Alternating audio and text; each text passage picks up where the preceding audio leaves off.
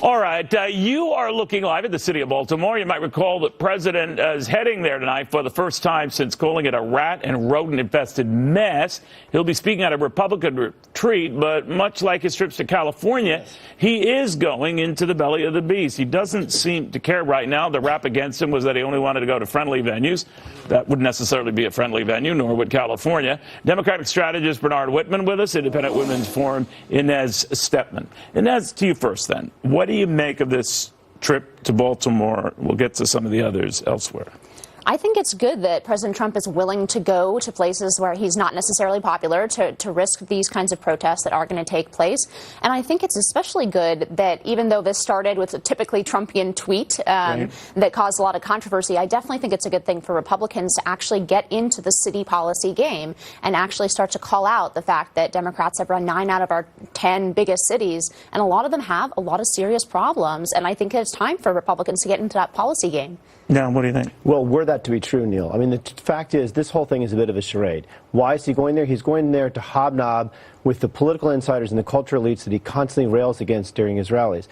Why is this he going? was prearranged before the comments, he's going to Baltimore to attend the annual GOP House retreat. He's going to California to attend a long-standing fundraiser where he's going to raise hundreds and hundreds of thousands of dollars. He's going there to suck up to the very cultural elites, coastal elites, political insiders that he rails against. And every single day he stokes a divide between his very partisan white working-class base and the very people that he's now sucking up to get support. Well, if he's going to these elite who are gathering there, many are from Baltimore, he's saying you're living in a rat-infested place, so he's getting them annoyed.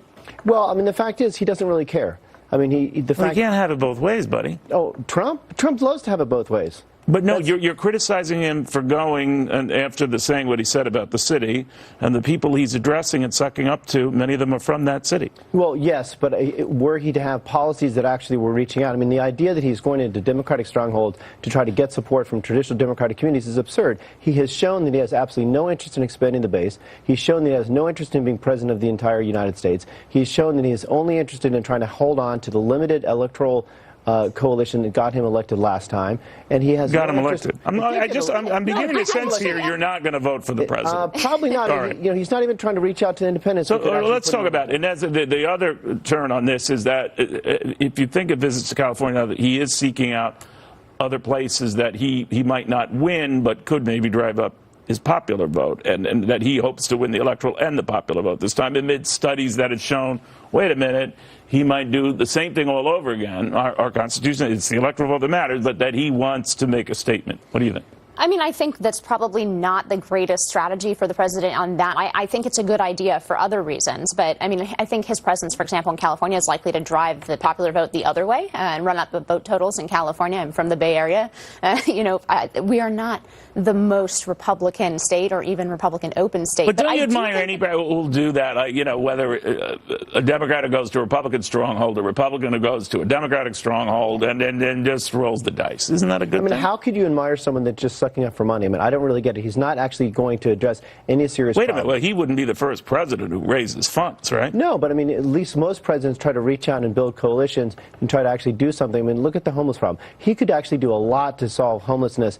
To begin, I know you don't flip over the guy, but look at the unemployment levels, look at the booming economy. I know you don't care about the stock market, but whether you like him or not, I mean, that is something he's done for those people in those areas, right? Well, I mean, the economy looks like it might be teetering on the edge of an abyss, and I think, honestly... I don't know about an abyss. I mean, would you argue it's a good economy right now? It is a decent economy. It could be a lot better. All right, but if it were awful, you would be blaming him, right? If it's good, you could might have tip of that. The stock market's been like crazy like this. Well, that's what the stock market is. I've covered it for decades. No, because he threatens these crazy tariffs with China. I mean, if he would get off his high horse and actually negotiate a trade deal, maybe the stock market would be significantly higher than it is. So when it was rising during Barack Obama, did you say the same? When it was rising during Barack Obama, I praised the fact that he actually was expanding the economy and actually reaching out, building health care for all Americans. We're looking at record low unemployment levels for almost every key demographic group in this country. Let's hope that continues. He can't do anything right in your eyes, Kenny. All right, so what do you think of this?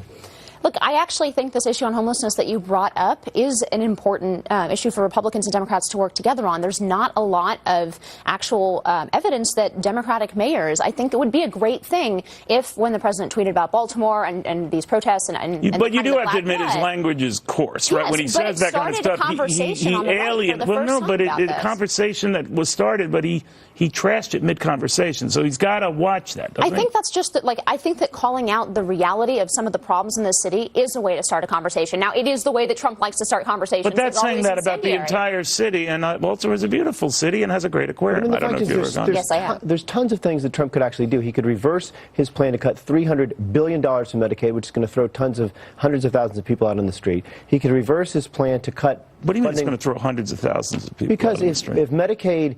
if people rely on Medicaid for medication, they have to decide between rent and they have to decide between medication. So what it matter? Hundreds of thousands are going to be I think a lot of people are going to be jeopardized. And also, Neil... And you say he overstates If it's Trump's fault, why does California have the highest homeless rates in the nation? Like, why with all of these left-wing policies, why do they have the highest unsheltered homeless rate in the nation? If it's Trump's fault, it should be the whole country. I think that's a fair point. They should have a right to shelter law. But also, he's recommending to cut the HUD budget by 20%. He's recommending to cut funding for a program that builds low-income housing. He's recommending to cut funding for federal rental assistance, which is going to jeopardize 250,000 people. He's recommending policies... Animals and children, I'm sure, hate him, right? Dogs.